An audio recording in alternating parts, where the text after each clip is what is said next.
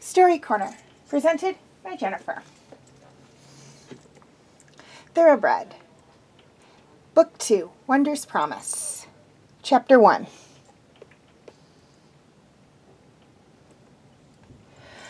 Okay, so for those of you who have not yet seen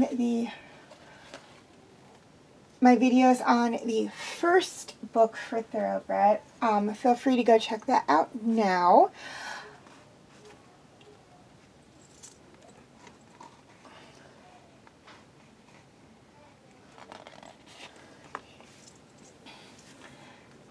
The graceful copper-colored Thoroughbred threw up her head at the sound of Ashleigh Griffen's sharp whistle. The filly cantered towards the padlock fence where Ashleigh stood with her friend Linda March. "Look at her go," Linda cried, brushing blonde curls from her cheek. "She's looking great, isn't she?" Ashleigh said, studying the horse's elegant lines. She wasn't especially tall for a Thoroughbred, but not a midget either at 15 hands, and she would still grow and fill out. The muscles beneath the sleek, gleaming coat were firm and well-developed. Her mane and tail were long and silky. Her head was like a sculpture, with pricked ears and a wide, intelligent forehead, and a slightly dished nose, flaring nostrils. The long, seemingly fragile legs were straight and powerful. The beautiful filly slid to a stop by the fence and leaned her head over the rail. Ashleigh reached up and hugged her. "You're my wonder, aren't you?" she said, planting a kiss on the filly's nose. Wonder responded by softly nuzzling Ashleigh's dark hair, pulling it loose from its ponytail. Ashleigh carelessly tucked the hair back into place. Looking at Wonder, she felt a rush of pride. At 1 year and 4 months old, Wonder had grown into a strong and healthy horse. She turned out to be every bit as beautiful as Ashleigh had dreamed when she first set eyes on the frail newborn foal, with her still damped copper coat and huge, trusting eyes. Back then, no one had thought Wonder would live, and no one had thought a 12-year-old, as Ashleigh had been then, could save her. Of course, both Wonder and Ashleigh had grown and changed a lot in the year and 4 months since. "When do you think Wonder's going into training?" Linda asked, reaching over to rub the filly's neck. "My dad's already started his yearlings." Ashleigh jerked back from her memories. "I'm not sure." She frowned again, squinting her hazel eyes. "They started most of the yearlings already, especially the ones they've got high hopes for, like Brad Townsend's colt, Townstead Prince. Wonder's one of the last. It bothers me." "I guess they can't start them all at once," Linda said, understanding Ashleigh's worries. "They've got so many yearlings." over a dozen, isn't it? Ashleigh nodded. I'm kind of scared about it, she admitted. I mean, I can't wait for Wonder to start training, but you know what'll happen if she doesn't do well. Mr. Townstead won't keep her on the farm. He'll send her to auction. She'll do okay, Ash, Linda said. Look how she's come along. She's really got beautiful form now, and she's one of the smartest, friendliest fillies I've ever known. I guess I shouldn't worry too much, Ashleigh said. Wonder is doing really well now. But Ashleigh couldn't help remembering all the struggles that had occurred during Wonder's first year of life. Ashleigh had nursed the tiny foal from birth, saving her life. Then she nursed her again through equine influenza. But the owner of the farm, Clay Townstead, had decided Wonder was too small and too far behind the other foals to ever be a good racing prospect. He'd been ready to send Wonder off to auction. Ashleigh had pleaded for the filly, then desperately worked with her to build up her weight and strength. Townstead had finally decided to keep Wonder, but only for another year. They were already 6 months into that year. And I won't be able to help with her training at all, Ashleigh added. Mom, Dad, and Charlie have already told me that Mr. Maddock isn't going to want me interfering. I don't know how Wonder's going to react with strangers handling her. She's used to me taking care of her. Aren't you, girl? Ashleigh turned to the horse, who was rubbing her head against Ashleigh's shoulder. Wonder answered with a low nicker. They let Brad help train Townstead Prince, Linda said. Ashleigh made a face. But Brad's the owner's son. My parents only manage the breeding stables, and they don't have anything to say about the training. Linda sighed. I wouldn't get worried yet, Ash. Wonder's going to do great. As if understanding, Wonder lifted her head and whinnied loudly. See? Yeah, Ashleigh smiled. She gave Wonder a final pat. Linda and I are going for a ride, she told the horse. We'll stop back later. Wonder watched them go, then kicked up her heels and trotted to the far end of the paddock to join the other yearlings. The girls set off towards the paddock where the riding horses and Ashleigh's younger brother's pony were kept. All around them were the lush, rolling hills of Townstead Acre. Ashleigh loved the place. She loved the sight of thoroughbreds grazing in the white-fenced paddocks, and the sound of their calls, the smell of the grass and fresh air and sunshine. It was early September, and the leaves would soon begin to change color. There was the end of summer sounds of cicadas and the smell of late-cut hay. It was heaven to Ashleigh. She hadn't felt that way when they first moved to Townstead Acres, though. The Griffins had had their own breeding farm before that, until a virus had swept through their barn, killing the stock. Her parents' insurance couldn't cover the losses, and they'd been forced to sell Eggerndale. Ashleigh had been devastated. She hated having to move. She hated everything that had taken her away from the home she'd known. But that was in the past. After almost a year and a half, she'd gotten used to Townstead Acres, and having Wonder helped. Ashleigh and Linda stopped at the tack room to get saddles and bridles. The Griffins had the use of 2 riding horses. One was a sweet-tempered Appaloosa mare named Belle. She was a fairly big horse and had a distinctive white and liver spotting of the Appaloosa. The other horse, Dominator, was a retired thoroughbred racer. He was a tall, rangy bay gelding who once won major stake races and still had plenty of spunk. Ashleigh loved riding him. She was sure the old horse missed the excitement of his days on the track. He came to life whenever they rode through the training area, prancing like a young colt. But Bella wasn't any slouch either. She always tried her best. She just hadn't been bred for the tremendous speed of a racing thoroughbred. Both Belle and Dominator trotted to the fence as the girls approached. They were expecting carrots, and they weren't disappointed. "Hi there, Bella," Ashleigh said as Dominator lipped up his treat. "Ready to go riding?" He snorted eagerly. Dominator was always ready to go out. Bella was anxious too, and stamped impatiently as Linda put on her saddle and fastened the clinch.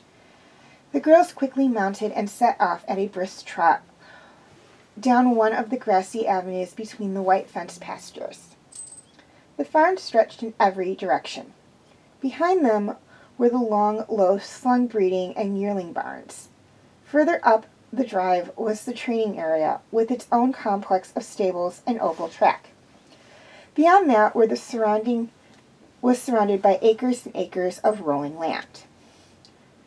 The girls took their usual route, cantering up and along the crest of the hill overlooking the farm. The view was incredible. They paused for a minute to look. Mornings were the busy time on the farm. In the training area, they could see horses being walked and cooled, others being exercised on the big track or in the smaller yearling walking ring. Grooms and exercise riders moved purposefully around the stable yard.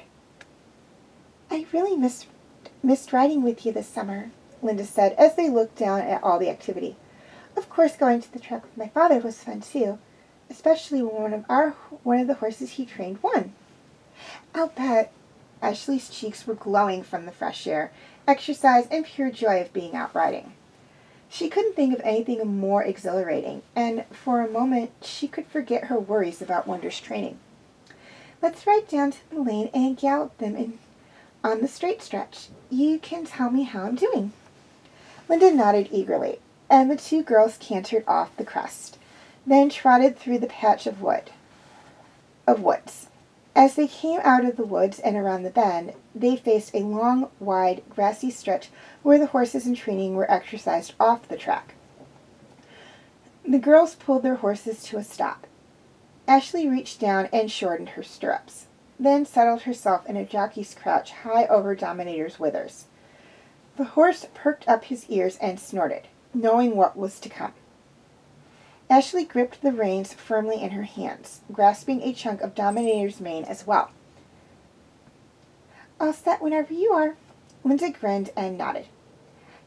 "Go!" both girls cried in unison. The horses bounded forward, galloping side by side for a few seconds. Then Dominator slowly drew ahead. Ashleigh leaned low over his neck, allowing her arms and shoulders to move in rhythm with the stretching action of his strides. She loved this, the power of the horse's muscles bunching and pulling them forward, the wind whipping in her face, and the sound of Dominator's snorting breaths and pounding hooves. She could hear Linda and Bella pounding along behind her. 3/4 of the way down the lane, Ashleigh stood up in the saddle and began pulling Dominator up. The old horse was enjoying the gallop as much as she, and wasn't anxious to slow down, but the training yard appeared just ahead. He eased his stride down to a canter, then a trot. Then Ashleigh gradually slowed him to a walk and turned him as Linda and Bella trotted up. "Boy, you have gotten better over the summer," Linda explained. "You think so?" Ashleigh said breathlessly. "Charlie's a great coach, even if he is grumpy and makes me feel like I don't know anything sometimes. You're not kidding? I look okay?" "You look great. They'll sure to let you ride Wonder after she's broken." "I hope so," Ashleigh said, feeling encouraged by Linda's praise. That was her dream. That was why she worked so hard with the retired trainer and to learn the jockey's skills. Linda wouldn't lie to her. She'd tell Ashleigh straight out if she thought Ashleigh was doing something wrong. "I've decided when Wonder's ready, I'm going to ask Mr. Maddock if he'll watch me ride and give me a chance." Ashleigh frowned for a second. "I'm afraid he'll think I'm too young. And they've already got 6 regular exercise riders." Convincing the trainer was going to be a problem, Ashleigh knew. The girls rode out of the lane and into the middle of the training area.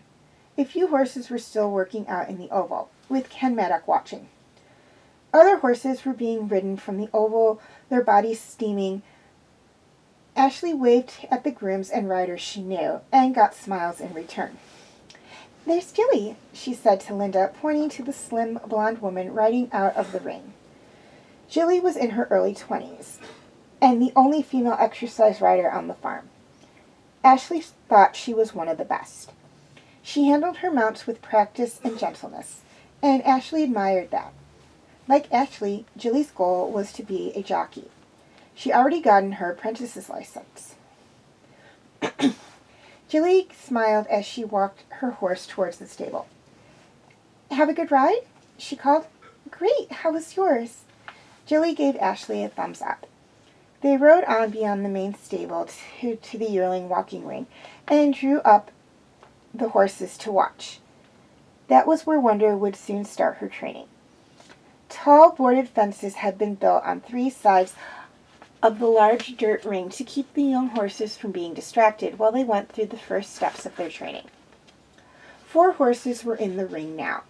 2 were being circled on the end of long lines. They worked first at a walk, then a trot, then a canter. 2 were behind were being led around the perimeter on the ring with riders in their saddles. "That looks like Jennings, the assistant trainer there in the red shirt," Ashleigh said, pointing to a sandy-haired man who was watching the yearlings work. "I don't know him very well. He's fairly new here, but Charlie doesn't like him much." Linda laughed. "Charlie doesn't like a lot of people." "It's just the way he is," Ashleigh said. "He seems grouchy all the time because he doesn't like being retired." As she spoke, she saw the old trainer standing by the walking ring, watching. As usual, Charlie wore his rumpled felt hat and baggy clothes, and he was scowling. He looked up long enough to see Linda and Ashleigh and give them a nod, a friendly greeting for him. In a moment, he walked over to the girls. "Been out galloping?" he said, patting Dominator's sweaty shoulder. "Better cool him off," he added to Ashleigh. "You know I always do, Charlie." He looked back at the ring. "Maddox putting Jennings in charge of the yearling training," he said shortly. "Has he?" Ashleigh said. Charlie didn't sound very happy about it. "You don't like what Jennings is doing with the training?" she asked. Charlie shrugged and pursed his lips. "He seems to know his technical stuff. I'm not sure I like his attitude." "What do you mean?" Ashleigh looked out to where Jennings stood. He was motioning and calling instructions to one of the grooms. "Nothing, probably just me." With that, Charlie walked off, leaving Ashleigh mystified. Linda noticed Ashleigh's frown as the 2 girls rode off. "Don't get upset, Ash. You know Charlie complains all the time." "Yeah, but he's one of the best trainers around until Mr. Tunstead retired him. And I thought Mr. Maddox would be in charge of the yearling training. He can be really tough sometimes, but he knows Wonder. I don't know how Jennings will treat her." "If he's a decent trainer, he won't be mean to her," Linda assured Ashleigh. "Maddox wouldn't hire him if he didn't know his stuff." "Yeah, I know," Ashleigh chewed her lip. "I guess I just don't want anyone to train her but me. I keep thinking how if we still have Edengale, we'd own all the horses. I just hate that none of the horses here are ours and that someone else always decides what happens to them." "I know," Linda said. "I feel the same way about the horses my father trains. The owners don't always listen to what he thinks is best. And sometimes the horses get ruined because of it. Over-raced and stuff." Linda suddenly looked at Ashleigh and grimaced. "Oh, I shouldn't say that. I didn't mean to make you feel worse." "No, my parents are always telling me to be realistic about Wonder. They think I've gotten my hopes too high. But Linda, I just know Wonder is going to be a great racehorse, no matter what anyone else thinks." "Well, I'm on your side," Linda said. Ashleigh flashed her friend a grin. "Thanks."